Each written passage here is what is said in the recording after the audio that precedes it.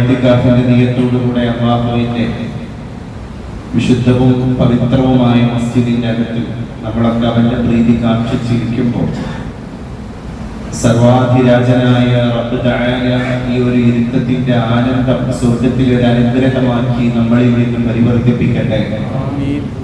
ജീവിതം ഇങ്ങനെ കഴിയുമ്പോഴും മരണത്തിന്റെ ശേഷം നാം തുടക്കം കുറിക്കുന്ന ജീവിതത്തിലേക്കുള്ള ഒരു വലിയ നേരം പോക്കിന്റെ മുതൽക്കൂട്ടാക്കി അല്ലാഹു ഇത്തരത്തിലുള്ള ഒരുമിച്ച് കൂടലുകളെ നമ്മളിൽ നിന്ന് പരിവർത്തിപ്പിക്കട്ടെ. നമ്മളിൽ നിന്ന് കൺമറഞ്ഞ മൺമറഞ്ഞ എല്ലാ ആളുകൾക്കും അല്ലാഹു തആല പാപമോചനം നൽകി അനുഗ്രഹിക്കട്ടെ. നമുക്കിടയിൽ ഒരുപാട് രോഗികളുണ്ട്, നമ്മിൽ ഒരുപാട് രോഗങ്ങളുണ്ട്. അല്ലാഹു എല്ലാവരുടെയും രോഗങ്ങളെ ശിഫ നൽകി അനുഗ്രഹിക്കുമാറാകട്ടെ. ആഫിയത്തുള്ള ഇസ്സത്തുള്ള സ്വീകാര്യതയുള്ള ഒരു ദീർഘായുസ് അല്ലാഹു നമുക്ക് നൽകുകയും എപ്പോഴെങ്കിലുമായിട്ട് അവൻ നമ്മളെ തിരിച്ചു വിളിക്കും. അപ്പോ അല്ലാഹുവിന്റെ വിളിക്കുത്തരം നൽകുമ്പോൾ ഈമാൻ കാമിലായി സ്വസ്ഥമായി മരിക്കാൻ അല്ലാഹു നമുക്കൊക്കെ തൗഫീഖ് നൽകി അനുഗ്രഹിക്കട്ടെ. ശുദ്ധ മുഹറം മാസം ഇസ്ലാമിക കലണ്ടറിലെ ഒരു പുതിയ വർഷത്തിന്റെ ആരംഭം.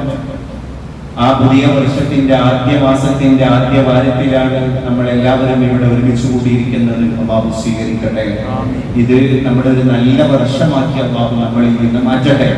നമ്മളൊരു സുബഹിന്റെ ദുആക്ക് തന്നെ ദുആ ചെയ്യാറുള്ളത് ഇങ്ങനെയാണ്: അല്ലാഹുമ്മ ജഅൽ അവ്വല യൗമിനാ ഹാദാ സലാഹാ വഅവ്സതഹു നജാഹാ വആഖിറഹു ഫലാഹാ. ഒരു ദിവസത്തെ തന്നെ നമ്മൾ മൂന്നാക്കി ഭാഗിക്കാറുണ്ട്. അതിന്റെ ആദ്യ പാദം, അതിന്റെ മധ്യം, അതിന്റെ അന്ത്യം.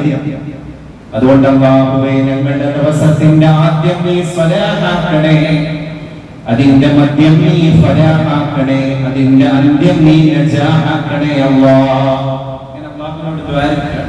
അതൊരു വർഷത്തിന്റെ കാര്യത്തിൽ നമ്മൾ ദുആ ചെയ്യണം. അല്ലാഹുമ്മ ജഅൽ അവ്വല ആമിനാ ഹാദാ സലാഹൻ വഅവ്സതഹു നജാഹൻ വആഖിറഹു ഫലാഹൻ യാ റബ്ബൽ ആലമീൻ. അല്ലാഹുവേ, ഞങ്ങളുടെ ഒരു വർഷം, ഈ വർഷത്തിന്റെ ആദ്യവും അതിന്റെ മധ്യവും അതിന്റെ അന്ത്യവും നീ ഞങ്ങൾക്ക് സ്വലാഹും ഫലാഹും നജാഹുമാക്കി മാറ്റണേ അല്ലാഹ് എന്ന് പരിശുദ്ധ റബ്ബിനോട് നമ്മൾ ദുആ ചെയ്യുകയാണ്. ഒരു വിശാലമായ കാഴ്ചപ്പാടുള്ള ദീനാണ്. അപ്പൊ അതിന്റെ എല്ലാം അല്ലാഹു നമുക്ക് അങ്ങനെ കുറച്ച് ആയുസ്സും ആരോഗ്യവും സമയവും സാവകാശവും ഒക്കെ നൽകിയിട്ടുണ്ടെങ്കിൽ അത് റബ്ബിന് കൊടുക്കാൻ വേണ്ടി റബ്ബിനോട് തേടുക. അതാണ്. അപ്പൊ പരിശുദ്ധമായ മുഹറം മാസം നമ്മൾ അങ്ങനെയാണല്ലോ. നമ്മളെ ഒരുപാട് ആളുകളോട് നമ്മുടെ ജീവിതത്തിൽ ഒരുപാട് പേരോട് അങ്ങോട്ട് സംസാരിക്കാറുണ്ട്. എന്നാൽ നമ്മളോട് നിതാന്ത ജാഗ്രതയോടുകൂടെ സംസാരിക്കുന്ന ഒരു വസ്തു ഉണ്ടെങ്കിൽ അത് ചരിത്രമാണ്. കഴിഞ്ഞ കാല ചരിത്രങ്ങളൊക്കെ നമ്മളോട് വർത്തമാനം പറഞ്ഞുകൊണ്ടിരിക്കുകയാണ്. ഋതുഭേദങ്ങളിലും നമ്മളോട് കഥ പറഞ്ഞുകൊണ്ടിരിക്കുകയാണ്. ഗതകാല ചരിത്രങ്ങളുടെ ഗുണപാഠങ്ങളാണ് മനുഷ്യന്റെ ഏറ്റവും വലിയ മാതൃകകൾ എന്നർത്ഥം. അതുകൊണ്ട് അല്ലാഹു തആല പറഞ്ഞു കൊടുത്തിട്ടുണ്ട്, ഞാൻ നിങ്ങൾക്ക് കഥ പറഞ്ഞു തരും. ഗതകാലം ഉണ്ടായപ്പോഴാണ് അത് ചരിത്രങ്ങളായി മാറിയത്.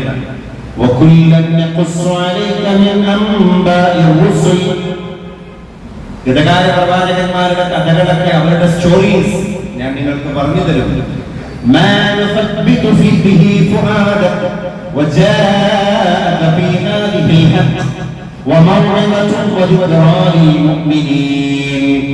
മുഅ്മിനീങ്ങൾക്ക് ഒരുപാട് പാഠങ്ങളാകുന്ന ഗുണങ്ങൾ, ഗുണദോഷങ്ങളുടെ ചരിതങ്ങൾ, ആ ചരിതങ്ങളുടെ ഏടുകളുടെ സിന്ദൂര ചെപ്പുകളെ ഞാൻ നിങ്ങൾക്ക് മുന്നിൽ തുറന്നു വെക്കുന്നതാണ്.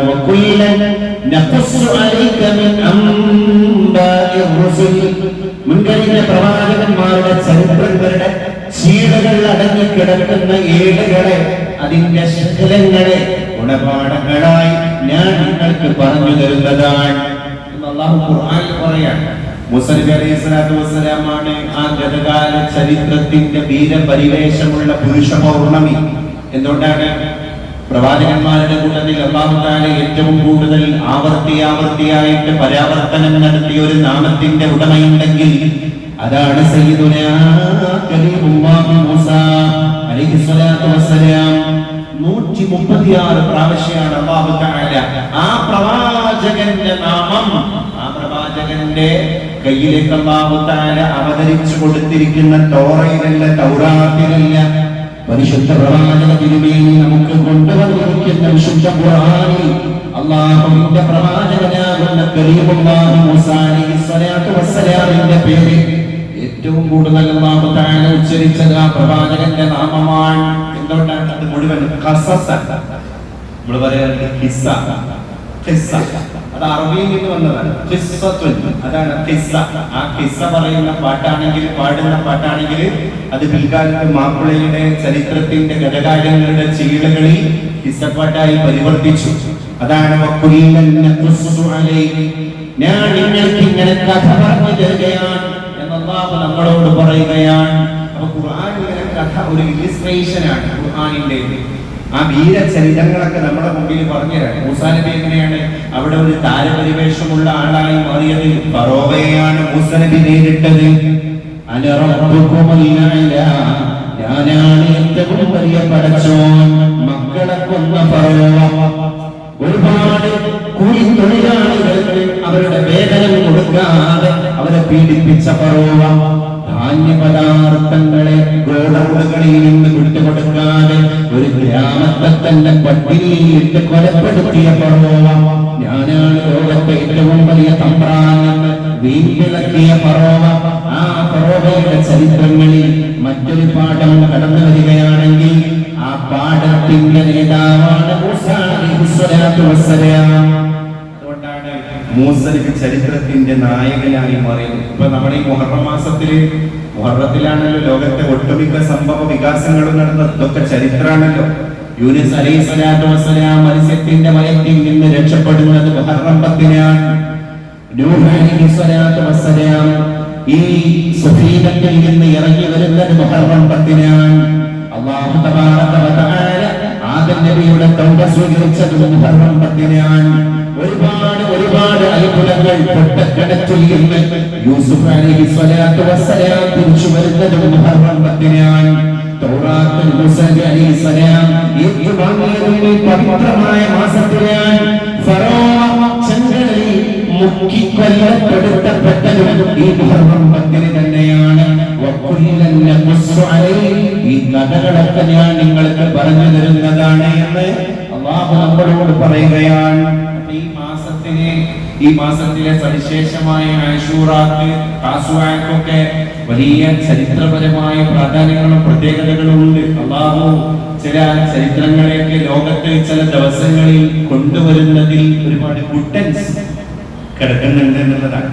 അപ്പൊ ഏത് വലിയ അഹങ്കാരിക്കും അക്രമിക്കും ഒരു പതനമുണ്ട് എന്നുള്ളതാണ് മുഹറം 10 നമ്മളെ പഠിപ്പിക്കുന്നത്. സൂറത്തുൽ നാസിയാത്തിൽ അല്ലാഹു പറയുന്നുണ്ട്, ഫഅഖദഹുല്ലാഹു നകാലൽ ആഖിറത്തിൽ ഊലാ. അല്ലാഹു എല്ലാവരും പിടിക്കും. പിടിക്കേണ്ടവരെ മുഴുവൻ റബ്ബ് പിടിക്കുന്നവനാണ്. രക്ഷിക്കേണ്ടവരെ മുഴുവൻ അല്ലാഹു രക്ഷിക്കുന്നവനാണ്. اللهم لا مانع لما أعطيت ولا معطي لما منعت. നമ്മുടെ കയ്യിൽ മോഡേൺ വെപ്പൺസ് ഉണ്ടെന്നൊന്നും പറഞ്ഞിട്ട് കാര്യമില്ല.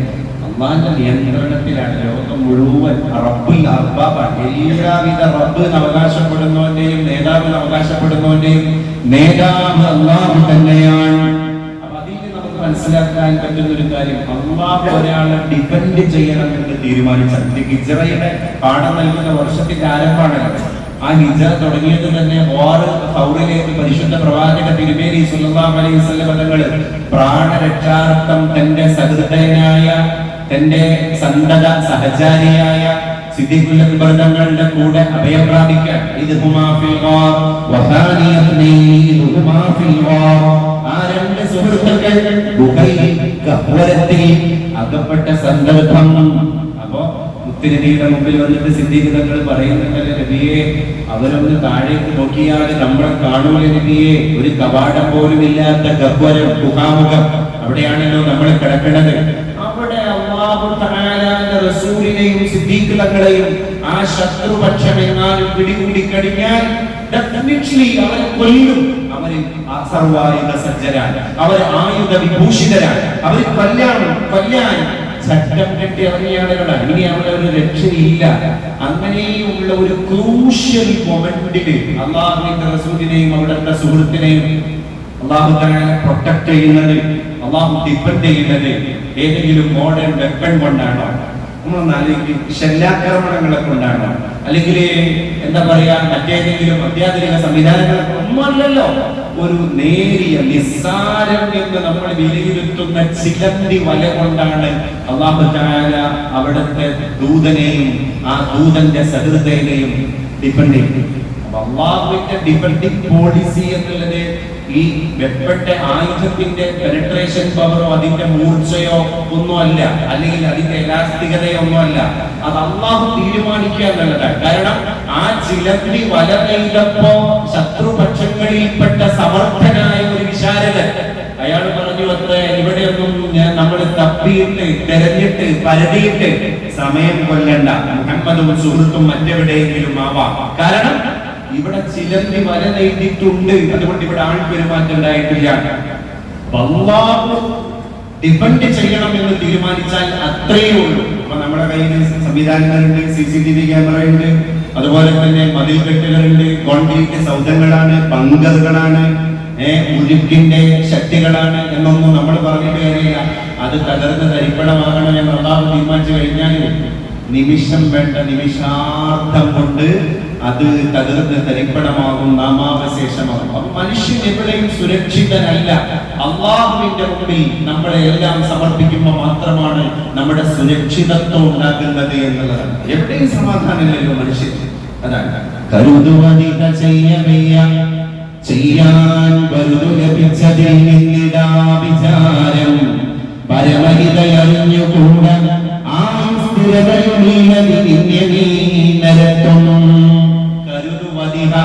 കരുതുവത് അഥവാ നമ്മളൊക്കെ കരുതുന്ന സാധനങ്ങൾ ഈ ഇഹലോകത്ത് ചെയ്യവയ്യ, ഒരാൾക്കും ചെയ്യാൻ സാധിക്കുന്നില്ല. ചെയ്യാൻ ലഭിച്ചത് നിന്നിതാ വിചാരം. ചെയ്യണം എന്ന് നമുക്ക് സാഹചര്യം കിട്ടിയ ഒരു സാധനത്തിലാണെങ്കിലോ നമ്മുടെ മനസ്സും മനസ്സാക്ഷിയും അതിനെ അനുവദിക്കില്ല. അപ്പോ നമ്മളെ കണക്കുകൂട്ടലുകൾക്ക് അപ്പുറത്ത് അള്ളാന്റെ കണക്കുകൂട്ടൽ. ഇതാണ് മനുഷ്യൻ അല്ലേ? ഇതാണ് മനുഷ്യൻ. നമ്മുടെ മൂഡ് എന്ന് പറയുന്നത് നമ്മുടെ മൂഡ് ഓഫാണ്, ഓണാണ്. മൂഡ് ഓഫ് മനുഷ്യനെ ചിലപ്പോ ആകെ ഡെസ്പായി, ആകെ ഡള്ളായി കിടക്കണ ചില സമയം. ഇതേ ആള് തന്നെയാണ് ഇന്നലെ ഹസിച്ചത്, ഇതേ ആള് തന്നെയാണ് ഇന്നലെ ചിരിച്ചത്. മനുഷ്യൻ ഓരോ സാഹചര്യങ്ങളിലും മാറിക്കൊണ്ടിരിക്കുന്ന ആളാണ് എന്നാണ് അതിന്റെ അർത്ഥം. ഈ മാറ്റങ്ങൾ തന്നെയാണ് അവനെ ക്രൂവലാക്കിയത്, അവനെ മേഴ്സിഫുൾ ആക്കിയത്, അവനെ താങ്ക്ഫുൾ ആക്കിയത്. എല്ലാം ഈ സാഹചര്യങ്ങൾ തന്നെയാണ്. അപ്പൊ അല്ലാഹുവിനെ ശുക്ർ ചെയ്യുക. കാരണം ലിൽ ഇൻസാൻ എല്ലാം ലികുല്ലി മിൻകും ഖരീബൻ ഉഖില ബിഹി, നമ്മളൊക്കെ പേടിപ്പിക്കാനുള്ള ഒരു ഇബ്ലീസ് നമ്മളുടെ കൂടെ തന്നെ ഉണ്ട് എന്നുള്ളത്. ആ ഇബ്ലീസിനെ കൊണ്ടാണ് നമ്മൾ ഏതെങ്കിലും സ്ഥലത്തേക്ക് കയറി പോവുകയാണെങ്കിൽ ആ ഇബ്ലീസിനെ ചുമന്നിട്ടാണ് നമ്മൾ പോകുന്നത്. ബെഡിലേക്ക് കിടക്കാൻ പോകുമ്പോൾ ഇബ്ലീസിനെ കൊണ്ടുപോയിട്ടാണ് നമ്മൾ ശയ്യ കൊള്ളുന്നത്, അവലംബിക്കുന്നത്. ഭാര്യ ഭർത്താക്കന്മാര് പരസ്പരം അവരുടെ ദാമ്പത്യങ്ങളെ പുൽകുമ്പോ, സഹശയനം നടത്തുമ്പോ ഇബ്ലീസിന്റെ കൂടെയാണ് രണ്ടുപേരും സഹശയനം നടത്തുന്നത്. നോക്കൂ നിങ്ങൾ, ഇബ്ലീസ് എവിടെയും മാറി നിൽക്കുന്നില്ല. ഈ ഞാൻ വരെ അങ്ങനെയായിരുന്നു സഹാബ.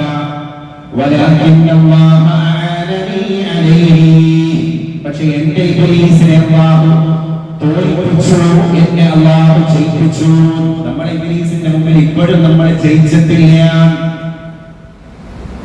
അപ്പൊ ആത്മവീര്യമാണ് മുഹറം നമ്മളെ പഠിപ്പിക്കുന്നത്. ആത്മവീര്യം അല്ലാഹുവിന് വേണ്ടി സമർപ്പിക്കുക, പരിശുദ്ധ റബ്ബിന് വേണ്ടി എല്ലാം കൊടുക്കുക എന്നുള്ളതാണ് ജീവിതം. ഈ ജീവിതത്തിൽ എല്ലാം നമുക്ക് കാണേണ്ടത്, എല്ലാത്തിനെയും മനുഷ്യന് ഫേസ് ചെയ്തിട്ടുണ്ട്. അതുകൊണ്ടാണ് ഇത് ദുനിയാവായി ഇപ്പൊ ഹിദായത്തിന്റെ കാര്യം അള്ളാഹ് തരണേ, ഹിമായ അള്ളാഹു തരണം, സുരക്ഷ സംരക്ഷണം അള്ളാഹു തരണം, ഹിദായത്ത് സന്മാർഗം അള്ളാഹു തരണം. ഞങ്ങൾ ഇസ്ലാമിന്റെ തറവാട്ടിലാണ്, ഞങ്ങൾ പരമ്പരാഗതമായിട്ട് മുസ്ലിം കുടുംബങ്ങളാണ്.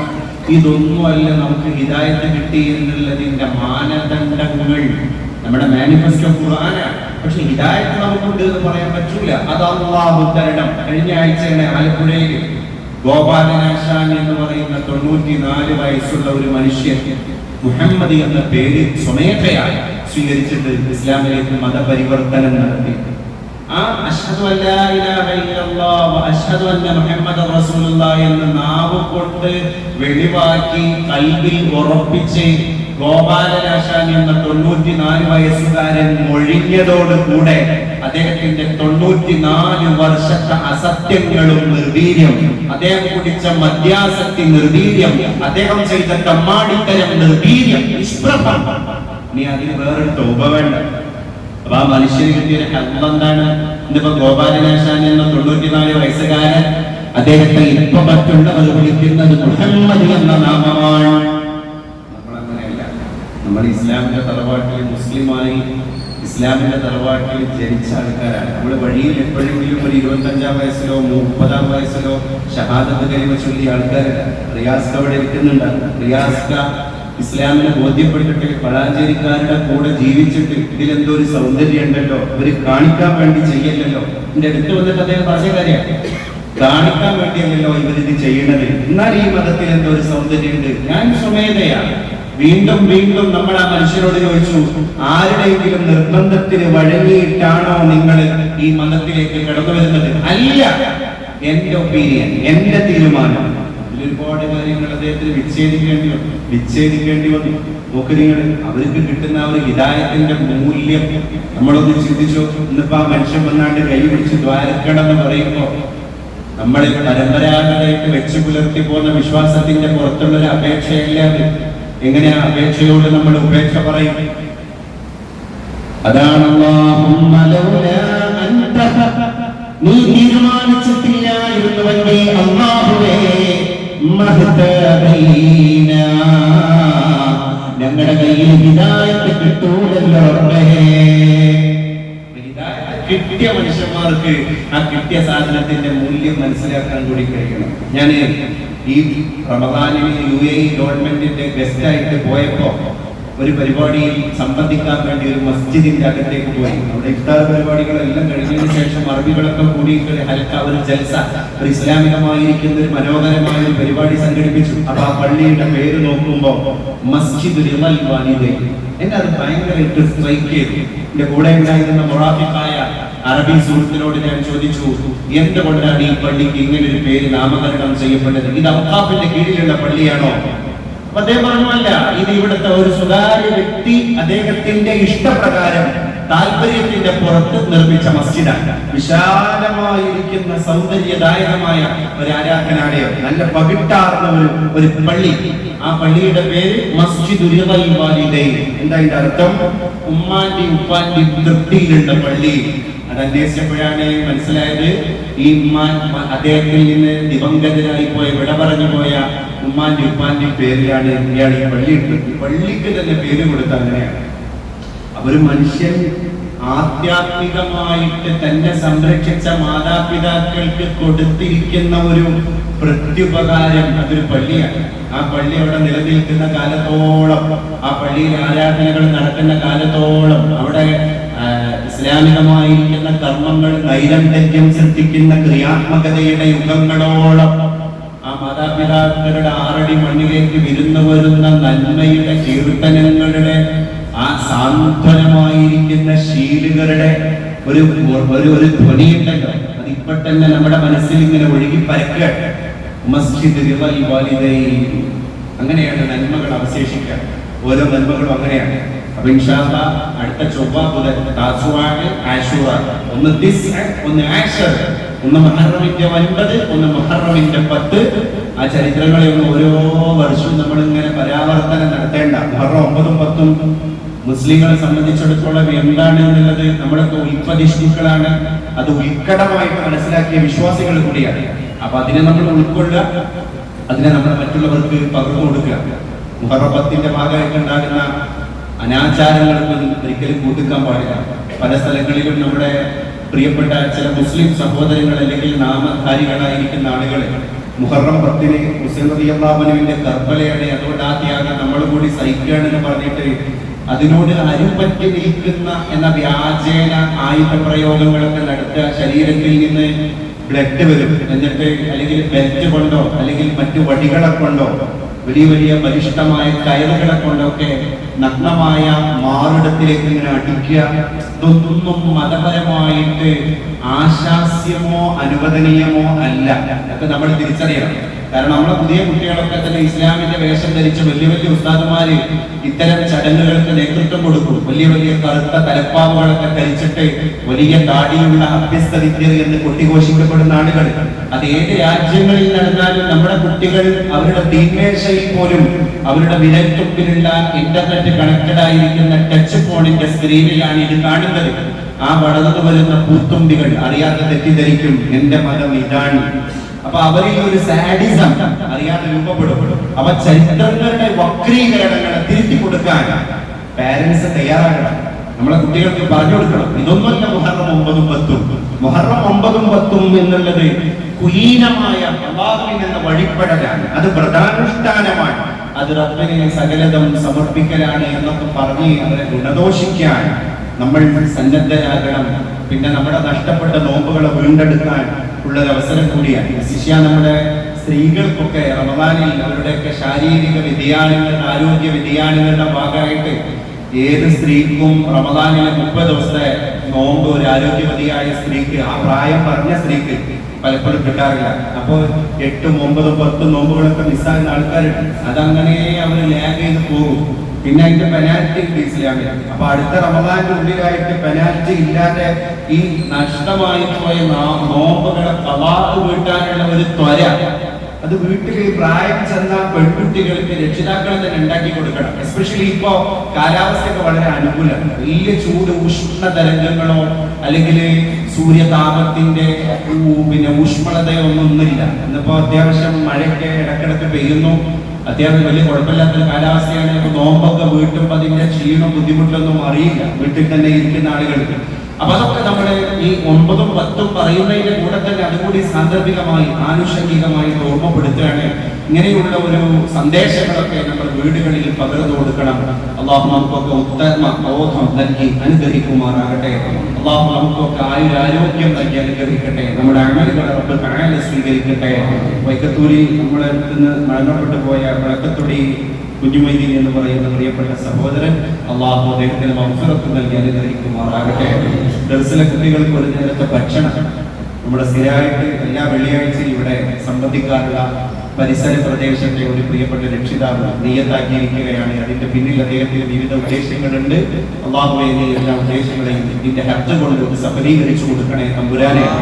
അള്ളാഹുവേ തമ്പുരാനെ, ഇതിന്റെ മക്കളെ രക്ഷിക്കുന്നതിന്റെ പുണ്യം അദ്ദേഹത്തിന് കുടുംബത്തിനും നൽകി അനുഗ്രഹിക്കണേ തമ്പുരാനെ. ഇവരുടെ യാത്രകളും അനുബന്ധ കാര്യങ്ങളൊക്കെ നീ റാഹത്താക്കി കൊടുക്കണേ റബ്ബേ. മരണപ്പെട്ട മാതാവിന് വേണ്ടി, ആയിഷ എന്ന മാതാവിന് വേണ്ടി ദുആ ചെയ്യാൻ സഹോദരൻ അഭ്യർത്ഥിച്ചിട്ടുണ്ട്. അള്ളാഹു മഗ്ഫിറത്ത് നൽകി അനുഗ്രഹിക്കട്ടെ. മറ്റൊരു സഹോദരൻ, അദ്ദേഹത്തിന്റെ മാതാവ് ഓപ്പറേഷൻ വിധേയയാവുകയാണ്. എല്ലാ കാര്യങ്ങളും പ്രയാസമില്ലാതെ പൂർത്തിയായി കിട്ടാൻ ദുആ ചെയ്യാൻ പറഞ്ഞിട്ടുണ്ട്. അള്ളാഹുവേ, നീ എല്ലാ കാര്യങ്ങളെയും എളുപ്പമാക്കി കൊടുക്കണേ തമ്പുരാനെ. നമ്മുടെ മഹല്ലിലെ ഒരു പ്രിയപ്പെട്ട രക്ഷിതാവ്, ഒരു സഹോദരൻ അസുഖബാധിതനായിട്ട് ഹോസ്പിറ്റലിൽ അഡ്മിറ്റാണ്. അള്ളാഹുവേ, നീ അദ്ദേഹത്തിന്റെ എല്ലാ പ്രയാസങ്ങളെയും ദൂരീകരിക്കണേ തമ്പുരാനെ. നീ എല്ലാ അസ്വസ്ഥതകളെയും അള്ളാഹുവേ മാറ്റി കൊടുക്കണേ. പൂർണ്ണ ശമനം നൽകി അനുഗ്രഹിക്കണേ തമ്പുരാനെ.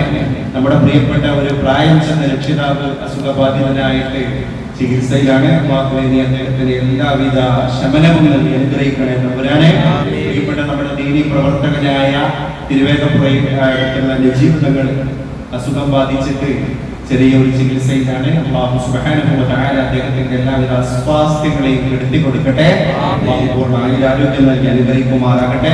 കുടുംബത്തിന്റെ മക്കളുടെ സാമ്പത്തിക ബാധ്യതയുമായി ബന്ധപ്പെട്ട കാര്യങ്ങളിലൊക്കെ ഒരു പരിഹാരം ഉണ്ടാകാൻ വേണ്ടി വെള്ളിയാഴ്ച ദുആ ചെയ്യണമെന്ന് രക്ഷിതാവ് പറയുകയും അതിന്റെ പിന്നിൽ ഉള്ള ലക്ഷ്യങ്ങൾ പൂർത്തിയാവാൻ നമ്മുടെ കുട്ടികൾക്ക് ഒരു ചാക്കാരി അദ്ദേഹം നിയത്താക്കുകയും ചെയ്തിട്ടുണ്ട്. അല്ലാഹുവേ, നീ റാഹത്താക്കി കൊടുക്കണേ തമ്പുരാനെ. അങ്ങനെ ഒരുപാട് ആളുകൾ നമ്മുടെ മസ്ജിദിനെ സഹായിക്കുന്ന, ദർസിനെ സഹായിക്കുന്ന, ദീനിനെ സഹായിക്കുന്ന, ദീനിന്റെ അഭിനയക്കാരുടെ കൂടെ നിൽക്കുന്ന അവർക്കൊക്കെ മുറാദ് റബ്ബേ നിന്നിലേക്ക് ഞങ്ങൾ സമർപ്പിക്കാൻ ഒക്കെ അല്ലാഹുവേ, നീ ഹാസിലാക്കി കൊടുക്കണേ. അല്ലാഹ്, ഞങ്ങളൊക്കെ നീ റാഹത്തോടെ ജീവിപ്പിച്ച് റാഹത്തോടെ മരിപ്പിക്കണേ തമ്പുരാനെ. ഞങ്ങളെ കുട്ടികളിൽ പലരും വലിയ വലിയ പരീക്ഷകൾ എഴുതിക്കൊണ്ടിരിക്കുന്നുണ്ട്. നീ അവർക്ക് എളുപ്പമാക്കി കൊടുക്കണേ തമ്പുരാനെ. ഇവിടെ തന്നെ സംബന്ധിക്കുന്ന പല കുട്ടികളും വളാഞ്ചേരിയുടെ പരിസര പ്രദേശങ്ങളിലൊക്കെ തന്നെ വ്യത്യസ്ത നാടുകളിൽ നിന്ന് വന്ന് ഇവിടെ തങ്ങി വലിയ ജീവിത ജീവിതത്തിലെ ലക്ഷ്യത്തിലേക്ക് ഓടിക്കൊണ്ടിരിക്കുന്ന ഉപരിപഠനത്തിന്റെ കവാടങ്ങൾ തുറന്ന് അതിന്റെ പുറകെയാണ്. ആ കുട്ടികൾക്കൊക്കെ പഠനത്തിന്റെ സമ്മർദ്ദങ്ങളുണ്ട്.